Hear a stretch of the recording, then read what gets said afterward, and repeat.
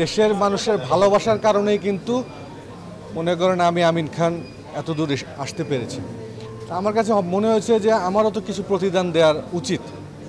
প্রতিদানটা কিভাবে দেওয়া যায়, এক একজন হয়তো এক একভাবে দেয়। আমার প্রতিদানটা এভাবে হয় যে আমি এমন একটা কোম্পানির সাথে যুক্ত হব যারা আসলে দেশের মানুষের জন্য কিছু করার চেষ্টা করতেছে, এবং আমি চেয়েছি যে দেশে উৎপাদিত এই ভালো মানের পণ্যগুলো আমার সাধারণ মানুষের কাছে কিভাবে পৌঁছানো যায়।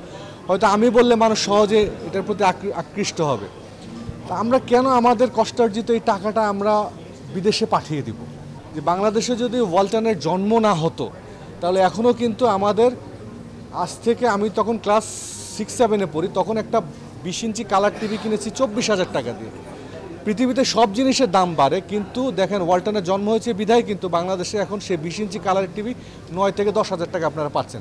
কত কমে গেছে! তার মানে কি পরিমাণ টাকা আগে দেশের বাইরে চলে যেত ইলেকট্রনিক্স পণ্যে। তো সো এই যে মানুষকে তার ক্রয় ক্ষমতার মধ্যে পণ্য দেয় এবং বিদেশে যেন বাংলাদেশি টাকাগুলো চলে না যায়, এইটার জন্য আমার এই কোম্পানিতে সম্পৃক্ত হয়, যে মানুষের কষ্টের টাকাটা যেন এই দেশে থাকে। গরম গরম রুটি, সাথে সুজির হালুয়া, দুর্দান্ত জুটি, তীর আটা ময়দার সুজি, কারণ তীর ছাড়া আমার চলেই না। তারা যে ধরনের প্রোডাক্ট তৈরি করছে, একসময় এই প্রোডাক্টগুলোই আমাদেরকে বৈদেশিক মূল্যে ব্যয় করে আমদানি করতে হতো। এখন আমরা স্বল্প মূল্যে দেশে পাচ্ছি এবং মানও অনেকটা একই রকম। উপরন্তু ওয়ালটনের প্রোডাক্ট বাইরে রপ্তানি করে আমরা বৈদেশিক মুদ্রা অর্জন করতে পারছি।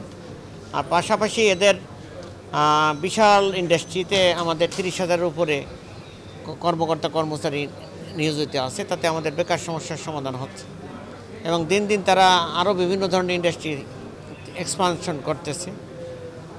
সার্বিকভাবে বলা যায় যে ওয়ালটন, আমি মনে করি যে তাদের যে পরিধি, যে ইন্ডাস্ট্রি যে মানে বিশাল জায়গা নিয়ে তারা করছে, আমার মনে হয় এককভাবে এটাই বড় প্রতিষ্ঠান বাংলাদেশের মধ্যে।